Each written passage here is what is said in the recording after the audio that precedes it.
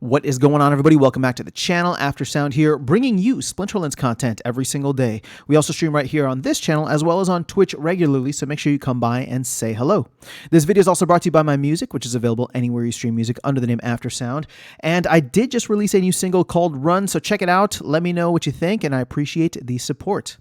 Okay, guys, let's jump into the topic of today's video, which is just looking at the Spellbook purchases over the past month. Now, again, I'm just tracking this loosely. It ended up working out where, like, the last time I looked at the numbers, it was a month ago, right, or roughly a month ago on December 6th. So I'm recording this here on January 4th. Happy New Year, by the way, if this is the first video that you're watching.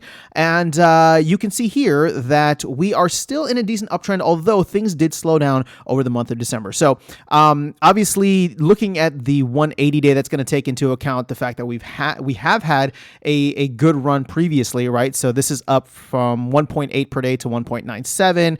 The 90 days up from 2.07 up to 2.44. But really what I wanted to focus on are these bottom two here, right? The 30 and the 14 day. Now, what's fascinating is that they did both go down. You can say significantly or maybe not, right? We were at 93 spell books over the 30 day a month ago, which is about 3.1. And we're still kind of there, right? It's 90. So it's not quite as much. I mean, it's obviously not as much, but it's still about 3 signups per day on average. Similarly, right, we had 3.5 signups over the 14-day period. So I guess when you're looking at this is like the second half of November, whereas this is more like the second half of December, and we're still above 3 per day. So all in all, at the very least, it feels as though we've carried or kept some of the momentum. Again, it was the holidays, so I'm not surprised. That's the excuse that I'm going to give, right? People weren't necessarily like looking for new games, and crypto was kind of in a weird space the past couple of weeks, right? Bitcoin did hit 100K. It topped out at like 108, and then it just kind of like sat and chopped around for a couple of weeks, and we're still kind of in that chop, right? As of today, it's at about 98,000. So overall, I'm not surprised that this is the case. Obviously, we're going to continue to watch this as we go along, but just for reference here, and just so you guys have a visual, let me go over to the dashboard. Shout out to Peak Monsters here for keeping this data for us.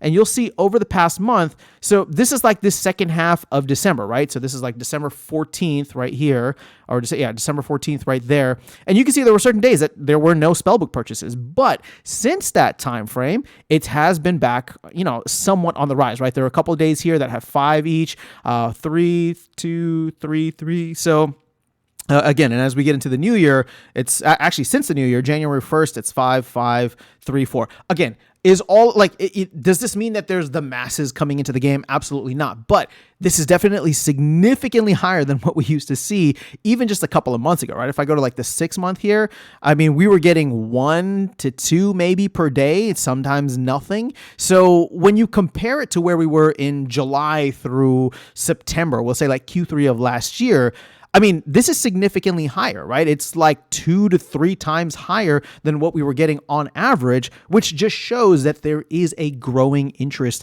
in crypto gaming, in blockchain gaming, NFTs, all whatever buzzword you want to throw out there, right? So all in all, I think that this is still a positive sign.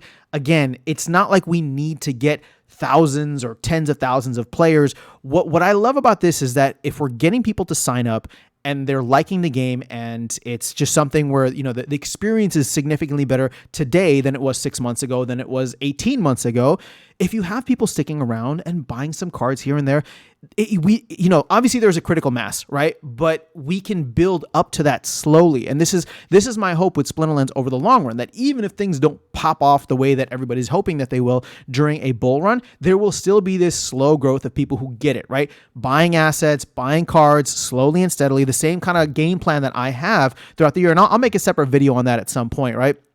Where I talked about on a recent live stream of just like, spending my entertainment budget here and planning that out over the next year rather than just going heavy and buying in a ton of assets and hoping that, you get rich. Again, it's the difference between like treating this like a game or hobby versus treating it like an investment, which I really advise against the latter because this is a gaming channel, not an investment channel. But I digress. So that is where things are at. Again, just wanted to share with you some of those numbers. Let me just go back to it one more time so you can see. But overall, I think that, we're trending in the right direction. Obviously, there was a little bit of a dip in the second half of December, which again, I mean, it's the holidays. It's to be expected. So the next time I track this, maybe it'll be like in a couple of weeks just to see if things have picked up. So like mid to late January, or maybe I'll just wait until early February and see how it goes. But overall, I mean, there's a lot of excitement coming. We have a release for Splinterlands coming up soon. Seems like momentum is starting to build a little bit more in the marketplace. Bitcoin obviously isn't back over 100K yet, but you're seeing other gaming tokens, for example, shout out to Prime and Parallel, that are starting to move. And this is the beautiful thing about the rising tide raises all ships. You go back to 2021 and that Axie Infinity moment, and Axie popped off, but then every game benefited from that, right? Because people were like, well, what are the other games out there? What's further out on the risk curve? And let me see if I can go and, jump into it. So that's my hope, is that no matter what pops off, whatever narrative, you're going to see something happen. Rising tide raises all ships. So let's, I'll continue to track this as we go along, maybe bi-monthly, maybe monthly. We'll see how it happens. But let me know your thoughts in the comments below. That is all I have for you guys in this video. I'll catch you all in the next one and see you around the game. Take care.